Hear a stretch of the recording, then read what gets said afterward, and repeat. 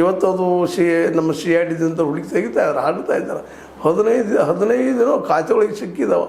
15 ಬ್ಯಾಂಕ್ಗಳ ಖಾತೆಗಳಿದ್ದಾವೆ. ಎಲ್ಲ ಕಡೆ 80 ಕೋಟಿ 50 ಕೋಟಿ 40 ಕೋಟಿ ಹಂಗೆ ಹೊರಗೆ ಬರ್ತಾ ಅದು ಕೋಟಿಗೆ ಬೆಲೆನೇ ಇಲ್ಲ ಅನ್ನುವಂಥ ಮಟ್ಟಕ್ಕೆ 4,500 ಕೋಟಿ ಇರಬೇಕಪ್ಪ ಏನಕ್ಕಾಗ್ತಿಲ್ಲ ಅಂತನ್ನುವಂಥದ್ದು. ಯಾಕಂದರೆ ಭಾಳ ವರ್ಷಗಳಿಂದ 10-12 ವರ್ಷದಿಂದ ಮಾಡ್ತಾ ಬಂದಿದ್ದಾರೆ. ಸುಮ್ಮನೆ ಇಷ್ಟು ಹೊರ ಬರಬೇಕಾಗಿತ್ತದು.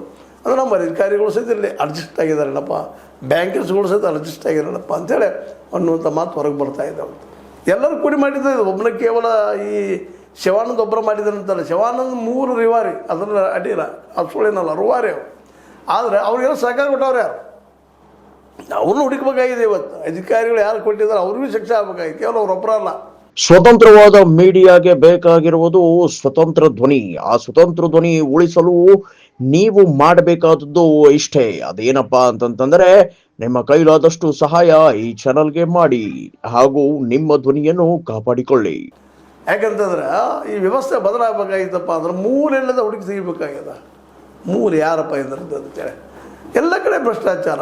ವೈದ್ಯಕೀಯ ರಂಗದಲ್ಲಿ ಹೋಗ್ರಿ, ಮತ್ತೊಂದು ರಂಗದಲ್ಲಿ ಹೋಗ್ರಿ, ಬ್ಯಾಂಕಿಂಗ್ ಸೆಕ್ಟರ್ಗೆ ಹೋಗ್ರಿ, ಕಂದಾಯ ಇಲಾಖೆಗೆ ಹೋಗ್ರಿ, ಮತ್ತಾವ್ದು ಇಲಾಖೆ ಹೋಗ್ತಾರೆ. ಎಲ್ಲಿ ನೀವು ಏನು 35-36 ಇಲಾಖೆಗಳು ಸರ್ಕಾರದ್ದು ಎಲ್ಲಿ ಹೋದ್ರಲ್ಲ ಗದ್ದಲ. ಈಗ ನೋಡ್ರಿ, ಈ ರೊಕ್ಕ ಟ್ರಾನ್ಸಾಕ್ಷನ್ ಆಗ್ತದೆ, ತಿರುಗ್ತದೆ ದುಡ್ಡು ಇಷ್ಟು ಪ್ರಮಾಣದಲ್ಲೇ, ಕೋಟಿಗಳಲ್ಲೇ.